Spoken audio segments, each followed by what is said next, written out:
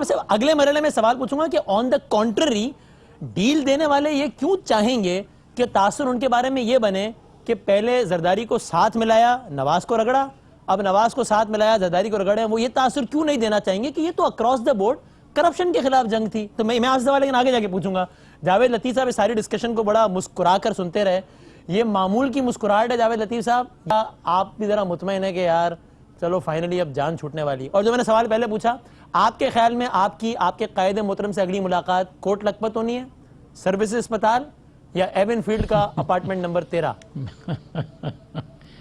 मैं मुस्कुरा इस बात पे रहा हूँ वसीम बदामी साहब जी जी कि मैं सोच ये रहा हूँ कि मैं सलीम साफ़ी साहब की गुफ्तगू से इत्फाक करूँ या काशिफ अब्बासी साहब की गुफ्तगू से इत्फाक करूँ। सरकार जो चाहे आपका उसने करिश्मा साज करे। अब्बासी साहब ने ज़रा खुल के कह दिया, सलीम साफ़ी साहब ने ज़रा इब्तदा की थी। बात यह है कि अगर मैं जो आपका सवाल है उस पर आऊँ तो बदामी साहब मुझे ये कहने की फिर इजाज़त दें कि चीफ एग्जेक्टिव तो कोई ना हुआ। जो ये कहते थे कि तमाम अदारे ऑन बोर्ड हैं और तमाम अदारे एक पेज पे हैं, मुझे ये भी कहने की इजाज़त दें कि ये सारा NRO का रौला जो है या रोना धोना जो है, ये सारा तो हुकूमत की तरफ से है और हुकूमत ही कह रही है NRO पर। हुकूमत को फिर कुछ चीज़ का इल्म नहीं है जो काशिफ अब्बासी साहब कह रहे हैं। अगर अब आ जाएं मुस्लिम लीग नून की तरफ, लेकिन एक लम्हे में रोको, अगर आप ये आपकी बात ठीक है, लेकिन अगर मैं आपकी इस बात को ठीक मानूं तो फिर एक और बात ऑटोमेटिकली ठीक साबित हो जाती है, वो ये कि हुकूमत ये कह रही है कि ये रो रहे हैं कि मैं NRO दे दो, हम नहीं देंगे। आपकी इस बात से साबित होता है कि NRO देने वाले ये कोई नहीं है, लेकिन ये भी साबित होता है कि आप बाकायदा रो रहे हैं कि NRO दे दो यार, बेशक किसी और के आगे रो रहे हैं, इनके आगे नहीं रो रहे हैं यार। अच्छा, किन के आगे रोक रहे हैं ये भी आप बता दें फिर। आपको अच्छा, ये इल्म है? ये कोई राज है? मतलब हम क्या बाबड़ा की बात कर रहे हैं, बता दें इलेक्ट्रिक की बात कर रहे हैं, किनके सामने रो रहे हैं? अच्छा, मुझे ये बताएं कि अदारों के सामने ये बात करते हैं कि अदारे आज़ाद हैं। अगर अदारे आज़ाद नहीं हैं तो फिर इख्तियार इनका है, जो कहते हैं कि ये रो रहे हैं। फिर दूसरी बात मैं एक और अर्ज करना चाहता हूँ वसीम बदामी साहब, हमारे पास तो कुछ बचा नहीं है NRO के लिए। हमारे से हुकूमत गई, हमारे केसेस बने, हमने जेल काटी, नवाज शरीफ बेटी के साथ जेल आए, लंदन से आए, इसके बाद फिर ये देख लें हमारे से इलेक्शन छीन लिया गया, उसके बाद फिर हम जेल में। हमारे पास है क्या? तो आप कह रहे हैं NRO नहीं लेंगे? आप कह रहे हैं नवाज शरीफ साहब लंदन नहीं जाएंगे, अगर जाएंगे भी तो इलाज करा के वापस आ जाएंगे, ये कह रहे हैं? मैं यही कहने लगा हूं कि अब आ जाएं कि हम भी ये कहा करते थे 2018 से पहले, हमारे समेत बल्कि कौम भी ये कहा करती थी कि इमरान खान इक़्तिदार में नहीं आ सकेंगे, लेकिन वो आ गए।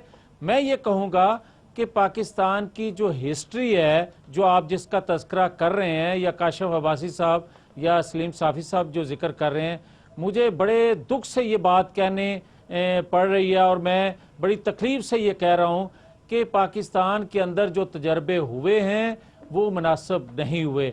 आज भी पॉलिसी, ये तो आप उसूली बातें कर रहे हैं ना जिससे हर कोई इत्तेफाक करेगा। मैं तो आपसे पूछ रहा हूँ कि आप बताएं डील आप कर रहे हैं या आप कह रहे हैं कि सवाल ही पैदा नहीं होता, कोई डील नहीं है, और मरियम साहिबा की खामोशी बस ऐसे ही है, नवाज शरीफ साहब की खामोशी बस ऐसे ही है। ठीक, फिर आप मेरा ख्याल, अगर मुझे बोलने की इजाजत दे मैं तो उस वक्त से इस जवाब के इंतजार में खामोश हूं। इस बात का तो जवाब दे देना कि आप स्पेसिफिक इस बात का जवाब दे दें। फिर खामोश तो बोले, मैं बात तो कर लूं।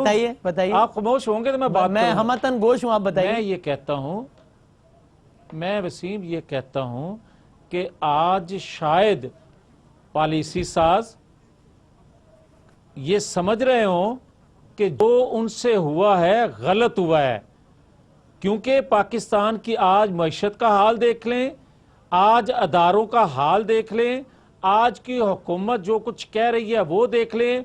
अमेरिकी एक वो सर्वे जो आया है मालियाती अदारे के हवाले से, आलमी मालियाती अदारे के हवाले से, वो स्टैंडर्ड एंड पुअर्स ने लॉन्ग टर्म सॉवरेन रेटिंग को B से B माइनस कर दिया है, शॉर्ट टर्म को बरकरार रखा है, लॉन्ग टर्म को B माइनस कर दिया। और मुस्लिम लीग नून की नवाज शरीफ की दौर में B+ था, आज वो B- हो गया। तो ये सारी वो चीजें अच्छा हैं जावेद भाई, अब मैं मिनिस्टर साहब की तरफ जा रहा हूँ। जिससे आप आलमी अदारे, अल्लाह का वास्ता है ये तो कह दें कि हमारी कोई डील नहीं हो रही और हम कोई नवाज शरीफ बाहर नहीं जा रहा और मरियम साहिबा भी बस कुछ अरसे बाद उसी मौक़िफ़ के साथ सामने आएंगी। मेरी खातिर कह दें मैं आपका छोटा भाई हूँ। देखें वसीम, ये बिल्कुल क्लियर है, कोई हम डील करके मेरी खातिर बाहर नहीं जाएंगे।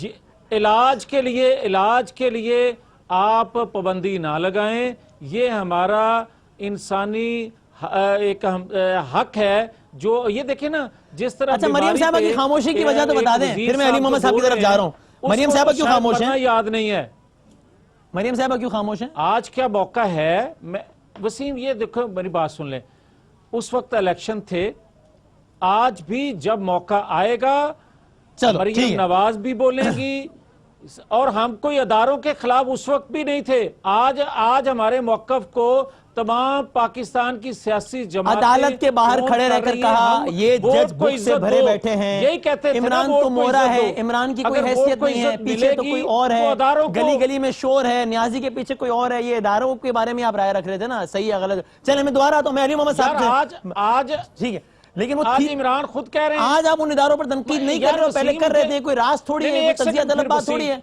मैं लेकिन आता हूँ ना, मुझे मिनिस्टर साहब को डिस्कशन में लाना है। मैं मिनिस्टर एक सेकंड मुझे फिर इजाजत ना एक सेकंड मुझे ये बताएं, मई 2018 में इमरान खान साहब ने दफाई इदारे के मतलब क्या कहा था? बिल्कुल कहा था, वो तो गलत बहस है ना, मैं तो कह रहा हूं आपके बयानात बदले हैं कि 2013, 2002, 2008 और माजी करीब दूर में बिल्कुल कहा था। ये भी कहा था कि एमआईए के ठप्पे लगाकर ब्रिगेडियर ने सब कुछ कहा था। ठीक है, ये इमरान खान ने कहा था, बिल्कुल कहा, कोई और मैं तो और बात गद्दार कहलाता, कोई और कहता तो उसको आज तक जेल में होता, बहस है, बिल्कुल ठीक है, होता जेल में। अली मोहम्मद